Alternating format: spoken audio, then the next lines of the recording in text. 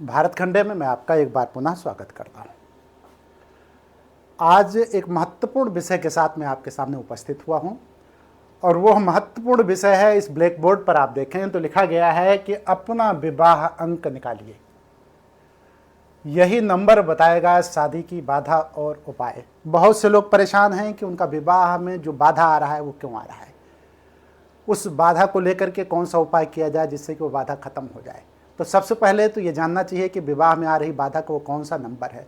Numerology में अंक शास्त्र के जरिए मैं इस बात को बताने का प्रयास करूंगा कि आपके जीवन में कौन सा वो अंक है जो विवाह में बाधा डाल रहा है।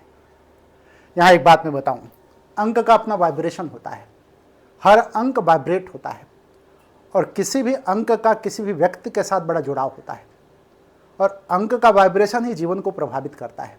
अंक शास्त्र में ऐसा माना जाता है।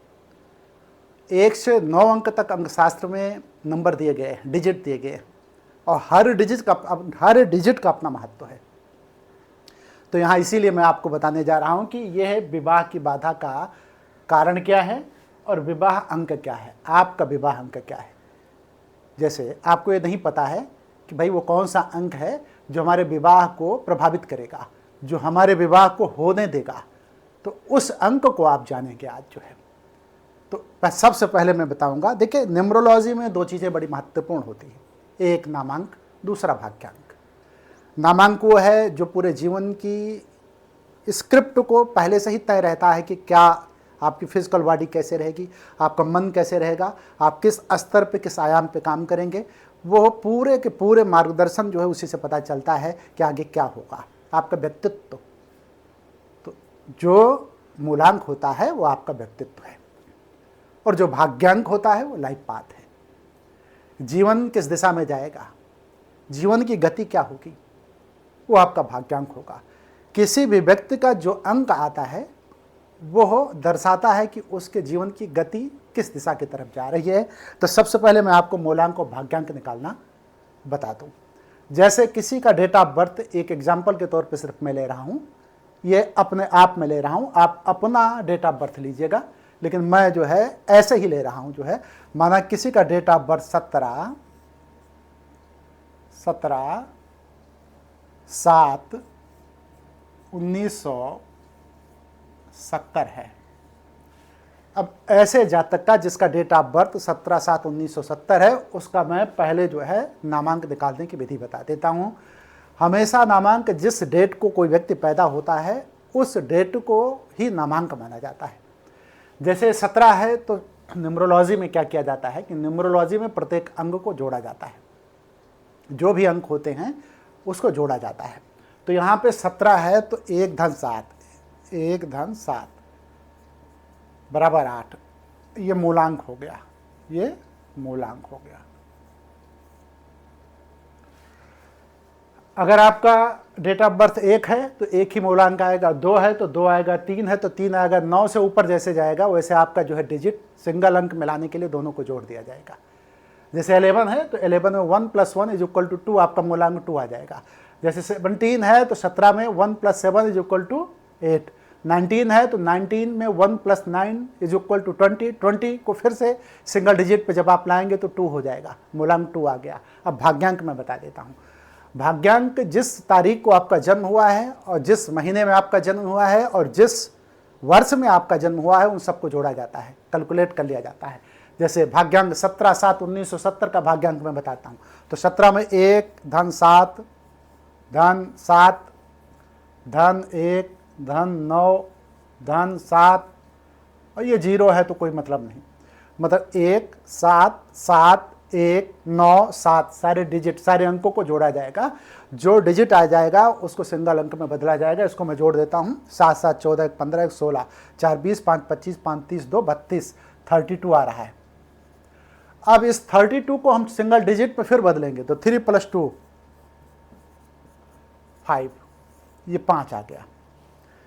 ये बहुत महत्वपूर्ण है, यह बड़ा महत्वपूर्ण है। अब आपको मैं बताऊं कि यह आपका भाग्यांक और मूलांक दोनों निकल आया है। 17/7/1970 में 8 मूलांक आया है और भाग्यांक ये जो है ये भाग्यांक है, ये भाग्यांक है।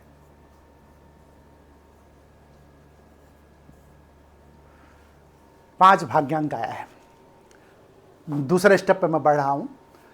देखिए, विवाह का कारक ग्रह शुक्र माना गया है। लड़की की कुंडली में गुरु ग्रह विवाह का कारण होता है विवाह का, और लड़के की कुंडली में शुक्र ग्रह विवाह का कारक होता है। लेकिन सप्तम भाव का स्वामी जो है वो शुक्र है, इसलिए दोनों की स्थिति अगर देखी जाएगी तो विवाह का जो कारक ग्रह है वो शुक्र माना गया है। धन, धान्य, वैभव, संपदा, इन सारी चीज़ों का मालिक जो है शुक्र माना गया है। तो इसलिए शुक्र का अंक न्यूमरोलॉजी में कौन सा दिया गया है? 6 दिया गया है। यहाँ ध्यान दीजिएगा, 6 अंक जो है, 6 अंक, 6 अंक, ये 6 अंक शुक्र का होता है। ये 6 अंक शुक्र का होता है। हर ग्रह को 1 अंक दिया गया है। 1 अंक सूर्य का, 2 अंक चंद्रमा का। इसी तरीके से हर ग्रह को, मतलब जो अंक होते हैं, अंकों से ग्रह को पहचाना जाता है न्यूमरोलॉजी में। तो जो 6 है ना, ये शुक्र का अंक है। अगर कहीं 6 आए तो शुक्र का है। अब सबसे बड़ा फार्मूला यह है कि कैसे आपको पता चलेगा कि ये आपका विवाह अंक कौन सा है। ये विवाह अंक, हमें यही जानना है कि विवाह अंक कौन सा है, इसको हमें जानना है। तो सबसे पहले आप क्या करेंगे कि आपका जो मूलांक है, ये मूलांक, इसको आप लिखेंगे 8। उसके बाद जो भाग्यांक आया हुआ है वो लिखेंगे 5, इसको जोड़ेंगे 5। ठीक। और विवाह का कारक ग्रह जो है शुक्र है, और शुक्र का अंक है 6, इस पर आप लिखेंगे 6। तीनों को जब जोड़ देंगे तो जो अंक आएगा, अभी मैं देखता हूं, ये 6, 6 12, 13 14, 14 4 18, 19 आ रहा है। कितना आ रहा है? 19। 8 + 5 + 6 = 19। अभी 19 डबल डिजिट में है, इसलिए इसको सिंगल डिजिट में करना है। तो जब सिंगल डिजिट में करेंगे तो 1 + 9 = 10। अभी भी ये सिंगल डिजिट में, डबल डिजिट में है, तो इसको भी जब करेंगे तो 1 + 0 = 1। कितना है? 1। ये महत्वपूर्ण नंबर आपका आया है। इसमें 17/7/1970 वाले जातक का, जो इस डेट में पैदा हुआ, इस तारीख में पैदा हुआ और इस वर्ष में पैदा हुआ, उसका ये विवाह अंक 1 आया है। ये क्या है? विवाह अंक।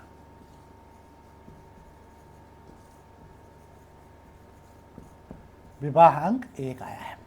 इसका क्या अर्थ हुआ? जब विवाह अंक 1 आ गया तो अब हमें क्या करना है? आपने अपनी पहचान कर ली कि आपका विवाह अंक क्या है। अब इसी विवाह अंक को जान करके आप आगे बढ़ेंगे। अभी थोड़ी देर पहले मैंने बताया कि न्यूमरोलॉजी में 1 नंबर से लेकर 9 नंबर तक हर ग्रह को अंक दिया गया है। किसी का अगर 1 अंक आए तो सूर्य से प्रभावित है, मतलब उसको सूर्य की उपासना करनी चाहिए। और यदि उसका सूर्य प्रबल हो जाएगा तो उसके भाग्य के दरवाजे खुल जाएंगे, विवाह जो है उसका संपन्न हो जाएगा। तो सूर्य मंत्र का जाप उसको करना चाहिए। ओम सह सूर्याय नमः। कहने का अर्थ यह है कि जिस भी जातक का 1 अंक विवाह आए, उसको सूर्य से संबंधित मंत्र का जाप करना चाहिए और सूर्य की आराधना, उपासना, अभ्यर्थना, अर्चना करनी चाहिए।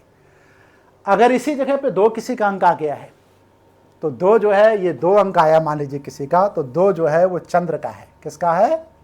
चंद्र का। ठीक है। किसी का न्यूमरोलॉजी के अंतर्गत इस अंक का, अगर ये अंक आ गया 2, तो 2 जो है वो चंद्र का है। यदि 3 आ गया तो ये गुरु ग्रह बृहस्पति का है, गुरु का है। गुरु का मतलब बृहस्पति का है। अगर 4 आ गया तो राहु का है, मतलब आपको राहु की बाधा है, राहु की उपासना करनी चाहिए। 5 आ गया तो ये बुध का है। ठीक है, बुध का है। अगर 6 आया तो 6 मैंने बताया कि विवाह का कारक ग्रह शुक्र है। और अगर 7 आ गया तो ये केतु का है। ठीक, केतु का है। आप लोग अपना ये डेट ऑफ बर्थ निकालिएगा पहले, अभी मैं फिर से एक बार बता दूंगा। और 8 अगर आता है किसी का तो ये शनि का है, लेकिन 9 आएगा तो ये मंगल का है, मंगल का। इसमें 9 ग्रह पूरे के पूरे हो गए, ठीक है। ये एक से लेके ये देखिए 9 ग्रह पूरे हो गए। इसको आप स्क्रीन पे देख रहे हैं, इसको आप उतार सकते हैं। अगर किसी का चंद्र आ रहा है तो चंद्रमा से संबंधित उपाय उसको करने होंगे, गुरु आ रहा है तो गुरु संबंधित उपाय करने होंगे, शुक्र आ रहा है तो शुक्र के संबंधित उपाय, शनि आ रहा है तो मंत्र अलग अलग है। इसमें जैसे 8 किसी का आया तो शनि ग्रह उसका विवाह अंक है, उसकी पूजा अर्चना अभ्यर्थना आराधना अनुरोध करना चाहिए। तो शनि के लिए मंत्र है कि ओम शम शनिश्चराय नमः, तो इसका जाप उसको जो है शनिवार के दिन या रोज करना चाहिए और तेल अर्पित करना चाहिए जाकर के भगवान शनि को। जो है पीपल के वृक्ष के नीचे तेल अर्पित कर सकते हैं, वहाँ पे दीपक जला सकते हैं, ठीक है। लेकिन यदि उसका जो है मतलब 4 आया तो राहु, 5 आया तो बुध, 7 आया तो केतु, ओम केम केतुवे नमः, इसका मंत्र उनको बोलना होगा। ठीक इसी तरीके से अब आपसे मैं जानना चाहूँगा कि आपका क्या आ रहा है। आपका 1 आ रहा है, 2 आ रहा है, 3 आ रहा है, 4 आ रहा है, 5 आ रहा है। अगर आपका जो भी ग्रह आ रहा है, ग्रह आप नोट कर ले, हर ग्रह का नंबर जो मैंने दिया है, जैसे आपका जो है 7 आ गया तो केतु है, 5 आ गया तो बुध है, 4 आ गया तो राहु है, तो आप कमेंट सेक्शन में लिखें कि आपका कौन सा अंक आया हुआ है और उस अंक का स्वामी कौन सा है। अगर मान लीजिए 9 आया है तो उसका स्वामी मंगल है, तो मंगल की आराधना उपासना आपको करनी है। विवाह अंक आपका निकल करके आया है 9, तो 9 का मंत्र जानने के लिए आप हमारे कमेंट सेक्शन में लिखें कि आपका जो जो अंक आया है उस अंक को आप लिखते जाएं और मैं आपको उसी कमेंट सेक्शन में ही उत्तर दे दूंगा कि आप इस मंत्र का जाप करें। लेकिन ध्यान इस बात का रहे कि सबसे पहले आपको क्या करना है, विवाह अंक आपको निकालना है। विवाह अंक के लिए आपको अपना डेट ऑफ बर्थ लिखना है। डेट ऑफ बर्थ में उदाहरण के तौर पर मैंने 17/7/1970 लिखा है और 17/7/1970 को 2 चीज़ें आपको नोट करना है। एक मूलांक निकालने की विधि आपको जानना है और उसके बाद भाग्यांक निकालने की विधि। ये भाग्यांक हो गया, ये मूलांक हो गया। तो भाग्यांक और मूलांक निकालने की विधि ये है, जिस तारीख को आपका जन्म हुआ है, सिंगल डिजिट में जन्म हुआ है तो सिंगल, जैसे मान लीजिए 3 तारीख को हुआ है तो आपका मूलांक 3 होगा। लेकिन अगर डबल डिजिट में हुआ तो उसको सिंगल डिजिट में आपको करना है। जैसे यहाँ पे 17 तारीख को जन्म हुआ है तो 17 को मैंने 1 + 1 मतलब 1 धन 7 = 8, इनका मूलांक 8 आया हुआ है, ये है। लेकिन भाग्यांक निकालने के लिए सभी अंकों को जोड़ा जाता है। 17/7/1970 में सारे डिजिट जितने हैं उसको आपस में जोड़ दिया जाता है। 1 + 7 + 7, 1 + 9 + 7 + 0 = 32 आया है। इसमें 32 को जब सिंगल डिजिट में बदला गया तो 5 आ गया।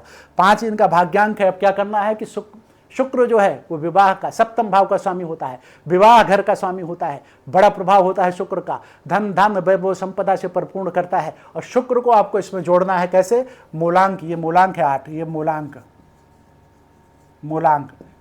ये और ये भाग्यांक, ठीक है 5, और ये शुक्र का नंबर है, ठीक है, ये 6। तो 8 + 5 + 6, सबको 6 जोड़ना है।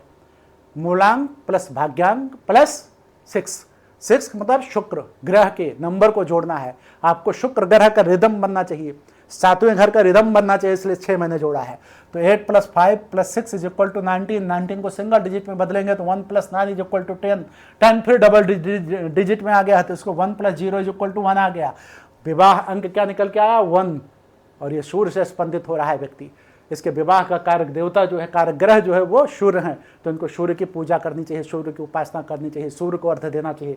इसी तरीके से आपका जो भी अंक निकल करके आया है उस अंक को कमेंट सेक्शन में लिखें और कमेंट सेक्शन में लिखने के बाद आप ये चार्ट देख लें। इस चार्ट में हर अंक को बताया गया है कि ये किस ग्रह से संबंधित है।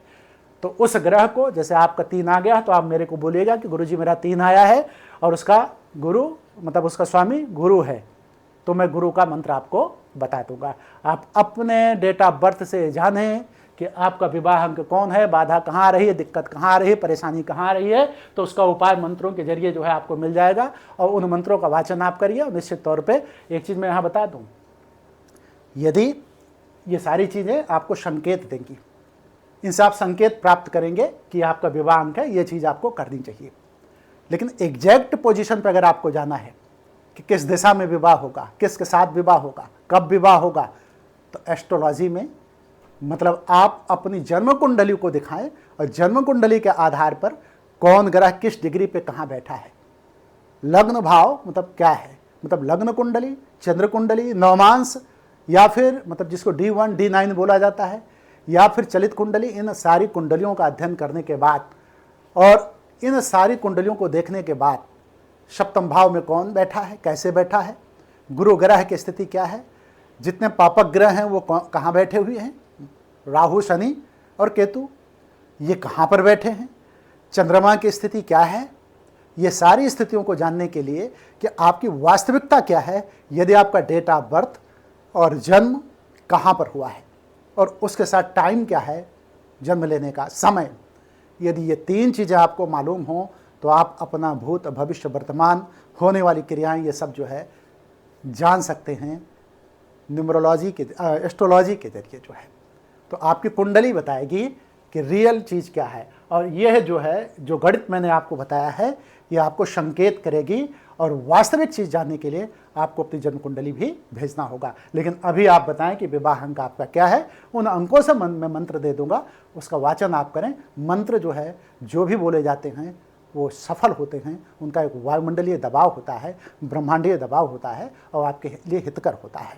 इसलिए मैं आपसे कहूँगा कि आप यदि जिस भी ग्रह से पीड़ित हैं और जो भी ग्रह बाधा डाल रहा है, और सब ग्रहों को अगर आप मंत्र नहीं जान पा रहे हैं तो सिर्फ एक मंत्र आप याद कर लें, ओम गौरी शंकराय नमः। तो अगर आप सिर्फ एक मंत्र का वाचन करना शुरू कर दें, ओम गौरी शंकराय नमः का, तब भी आपके जितने भी दुख, तकलीफ, पीड़ा, दर्द, दंश हैं वो समाप्त हो जाएंगे। इसलिए मैं आपसे कहूँगा कि इस कमेंट सेक्शन में भी आप लिखें, पहले तो आप लिखें कि आपका विवाह अंक कौन सा आया है, उसका स्वामी कौन सा है, दूसरा आप लिखें ओम गौरी शंकराय नमः। तो सबसे पहले आप ओम गौरी शंकराय नमः लिख करके आप विवाह अंक और आपका स्वामी, अंक का स्वामी कौन सा है, इतना ही लिखें। वो आप लोगों से भी मैं कहूँगा ओम गौरी शंकराय नमः।